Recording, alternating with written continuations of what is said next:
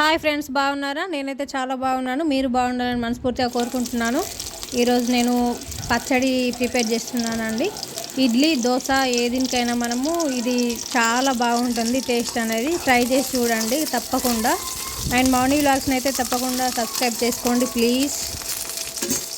పచ్చిమిర్చి అయితే ఆయిల్లో నేను ఫ్రై చేసుకున్నానండి, కొంచెం ఆయిల్ వేసుకొని. తర్వాత నేను మళ్ళీ పల్లీలు 1 కప్ తీసుకున్నాను.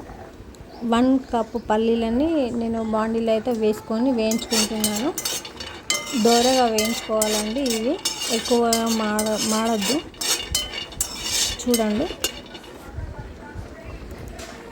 ఇప్పుడైతే పల్లీలు వేగిపోయినాయండి. పల్లీలు అండ్ కొబ్బరి, పుట్నాలు, జీలకర్ర, వెల్లుల్లి, చింతపండు తీసుకున్నాను.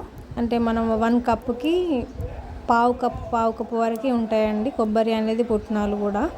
కొన్ని మాత్రమే తీసుకోవాలి, సగం ఎక్కువ తీసుకుంటే బాగుండదు చట్నీ అనేది. చూపించిన క్వాంటిటీలో తీసుకోండి. మన మిక్సీలో అయితే నేను ఇవన్నీ కూడా యాడ్ చేసుకున్నాను. పచ్చిమిర్చి కూడా యాడ్ చేసుకున్నానండి. కొంచెం సాల్ట్ వేసుకున్నాను మిక్సీ చేసుకొని. నీళ్ళు వేసుకుంటూ మనం మంచిగా మెత్తగా పట్టుకోవాలి. మిక్సీ పెట్టడం అయిపోయిందండి. చూడండి, చాలా బాగా వచ్చింది. ఇప్పుడైతే నేను పోపు వేసుకుంటున్నాను. ఆయిల్ వేసుకొని దీంట్లో ఎండుమిర్చి అండ్ జీలకర్ర, ఆవాలు అయితే వేసుకున్నాను. ఇవి వేగుతున్నాయి చూడండి. వేగిన తర్వాత దీంట్లో వెల్లుల్లి కూడా యాడ్ చేసుకున్నాను. వెల్లుల్లి అయితే దోరగా వేయించుకున్నాను అండి. వేసుకొని కాసేపు ఆగిన తర్వాత అవి కాలిన తర్వాత కరివేపాకు కూడా యాడ్ చేసుకున్నాను. చూడండి, కరివేపాకు వేసుకున్న వెంటనే నేను గ్యాస్ అనేది ఆఫ్ చేసుకున్నాను, లేదంటే మాడిపోయే ఛాన్స్ ఉంటుంది. కొంచెం పసుపు యాడ్ చేసుకున్నాను దీంట్లో. వేసుకున్న తర్వాత పచ్చడి కూడా దీంట్లో వేసుకున్నానండి.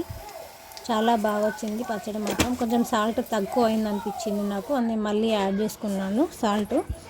మీరు కూడా చూసి వేసుకోండి. ఈ పచ్చడి అనేది దేనికైనా కూడా చాలా బాగుంటుంది. ఏ టిఫిన్ చేసుకున్నా చాలా బాగుంటుందని. ఈ వీడియో నచ్చితే లైక్ చేయండి, షేర్ చేయండి, సబ్స్క్రైబ్ చేసుకోండి ప్లీజ్. Mouni vlogs.